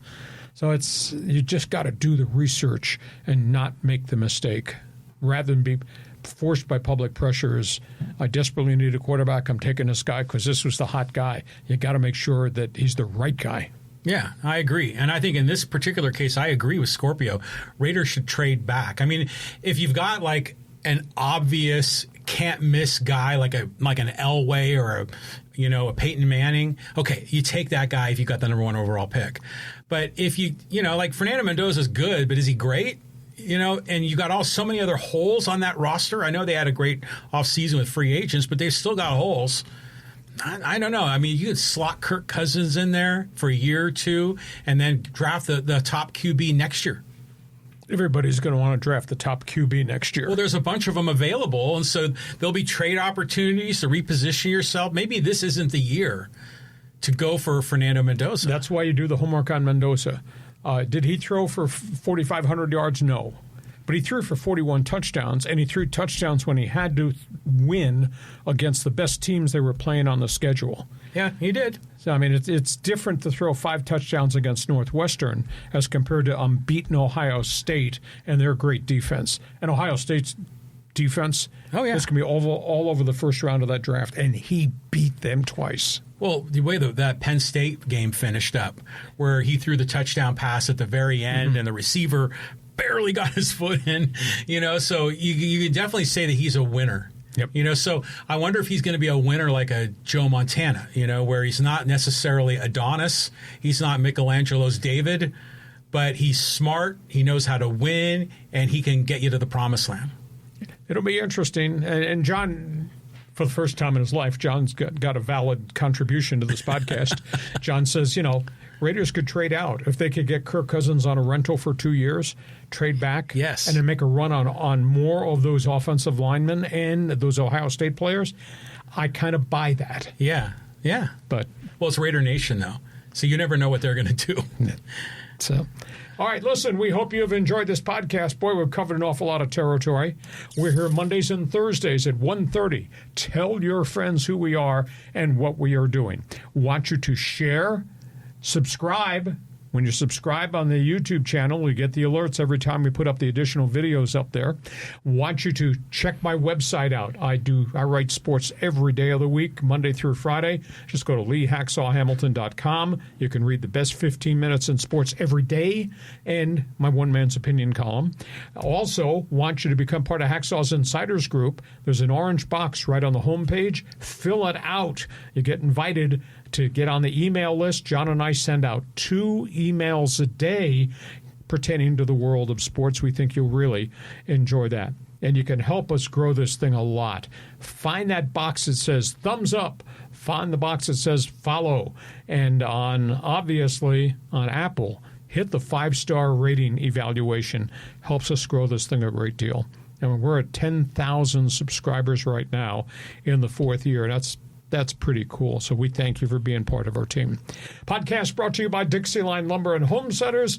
If you're a do-it-yourselfer, you need to go to Dixieline.com to see all the things they have to offer. You think enough hours a day to watch every game that's on TV? No, but it's going to be great. March Madness is just the greatest time, especially Thursday, Friday games. And then hopefully some of those underdogs, maybe one of them can squeak through into the Sweet 16. Yeah. And by the way, if you've never seen me on TV, Hacksaw's on TV every Saturday morning, 6:30 on KUSI. Dawn Patrol. They give me a double segment to do sports and sports commentary. So Saturday morning, 6:30, KUSI, and I'll be back here on Monday at 1:30. John, have yourself a great sports weekend. You have a great sports weekend, too. Thanks for being part of Hacksaw's Headlines. Join us again for Hacksaw's Headlines on YouTube, Facebook, and Twitter. And find the audio version on your favorite podcast apps. Touchdown, San Diego! For more content, go to LeeHacksawHamilton.com.